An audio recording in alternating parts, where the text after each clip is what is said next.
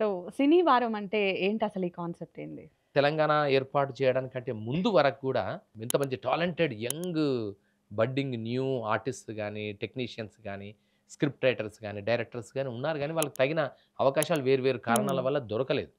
కానీ ఆశ అట్లాగే ఉండిపోయింది. ఆ ఆశని నెరవేర్చాలి, సాకారం జేయాలనే ఒక లక్ష్యంతోని రవీంద్ర భారతిలో పైడి జయరాజ్ ప్రివ్యూ థియేటర్ అని ఫస్ట్ ఎస్టాబ్లిష్ చేశాం. హ్మ్. దాంట్లో శనివారం అని ప్రారంభించాం. దాని మెయిన్ కాన్సెప్ట్ ఏంటంటే షార్ట్ ఫిల్మ్ తీస్తున్న డైరెక్టర్స్ లేదా డాక్యుమెంటరీ తీస్తున్న డైరెక్టర్స్‌కి ఆ శనివారంలో ప్రదర్శించడం. ఫ్రీగా.